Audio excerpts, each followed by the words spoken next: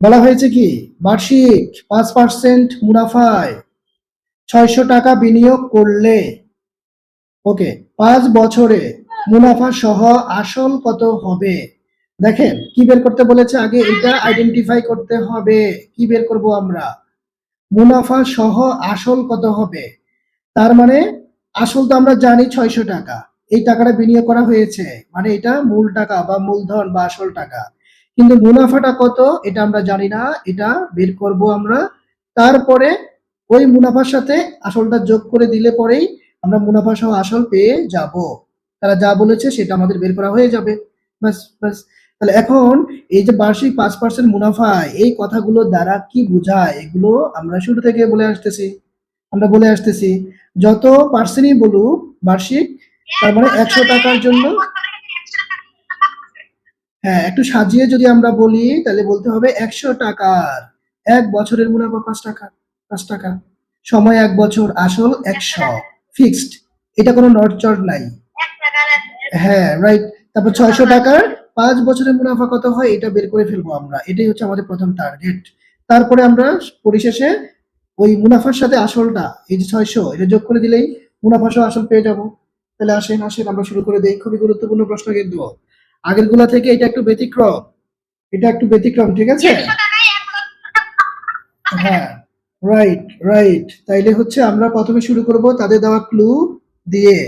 বার্ষিক 5% যেহেতু বলেছে তাহলে আমাদের লিখতে হবে যে 100 টাকার 1 বছরের মুনাফা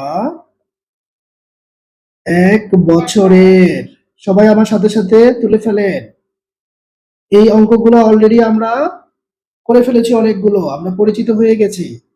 কিভাবে আমরা শুরু করব, আমাদের ক্লুটা কি, আগে আপনার প্রশ্নের ক্লুটা খুঁজে বের করতে হবে। ঠিক আছে, কি দিয়ে আমি শুরু করব। তাহলে 1 টাকার 1 বছরের মুনাফা, তারা 5% মুনাফায় বলেছে, এটা আমাদের ক্লু, এটা তারা বোঝায়। হ্যাঁ 100 টাকার 1 বছরের মুনাফা 5 টাকা। এবার আসেন আসল কত টাকা বিনিয়োগ করেছিল, কত টাকা বিনিয়োগ করেছিল, কত টাকা বিনিয়োগ করেছিল। রাইট, কত বছর ব্যাংকে রেখেছিল টাকাটা।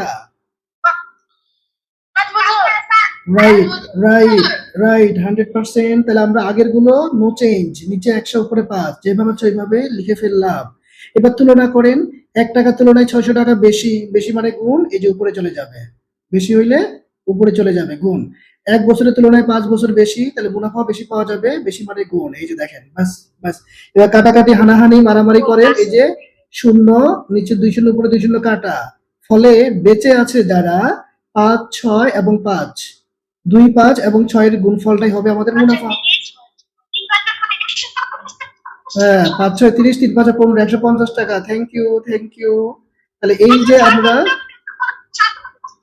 হ্যাঁ হ্যাঁ হ্যাঁ, 5, 5, 5, 6, 30, 30 আর হচ্ছে কত 5, ঠিকই তো আছে, 150 টাকাই তো লিখেছি। আচ্ছা আমরা মুনাফা পেয়ে গেছি 150 টাকা। তো আগের অঙ্কগুলোর মধ্যে আমাদের এতটুকুতেই কিন্তু অঙ্ক শেষ হয়ে গিয়েছিল, জাস্ট মুনাফা কত বের করতে বলেছিল। Right, thank you. এটা কে বলেছো, এটা কে বলেছো। হ্যাঁ ওকে ওকে, এই তো বুঝে ফেলেছেন আপনারা, অঙ্কের যে নার্ভ পয়েন্ট সেটা বুঝে ফেলেছেন, ধরতে পেরেছেন। Thank you. এখন আমরা লিখবো, সুতরাং 5 বছরে মুনাফা সহ আসল, লেখেন 5 বছরে মুনাফা সহ আসল, মুনাফা সহ আসল, এই কথাটাকে লিখতে হবে। আপনারা কিন্তু SW তে লেখাগুলো লিখেন না, শর্টকাটে কোন রকম হচ্ছে কানের গোড়া দিয়ে বাইচা যাইতে চান না, কথাগুলো লাগবে। যেমন ওই যে এত পার্সেন্ট, কম বেশি, এগুলোতে কয়গুলো লেখেন না। তাইলে এই যে আমার 600 আসল, মুনাফা 150, ফলে আমরা যোগফল পাবো হচ্ছে, হ্যাঁ করে ফেলেছেন, okay thank you Isha Abdullah. তাহলে এই যে 750, 750 টাকা হচ্ছে আমাদের মুনাফা সহ আসল। হ্যাঁ ওকে থ্যাংক ইউ তাইন, ভেরি গুড। এই যে আপনারা অঙ্ক বুঝে ফেলেছেন, দেখছেন আমার কাছে কত ভালো লাগতেছে। অসংখ্য ধন্যবাদ সবাইকে। হ্যাঁ হ্যাঁ হ্যাঁ, ইবনাথ জাহান, যোগ করব, যোগ মুনাফা সহ আসল, মুনাফা সহ, সহ বললে যোগ করবে, আসল আর মুনাফা মিল্লা একসাথে কত টাকা হয় সেটাই। ওকে ওকে থ্যাংক ইউ। হ্যাঁ আমি দেখেছি, ভেরি গুড।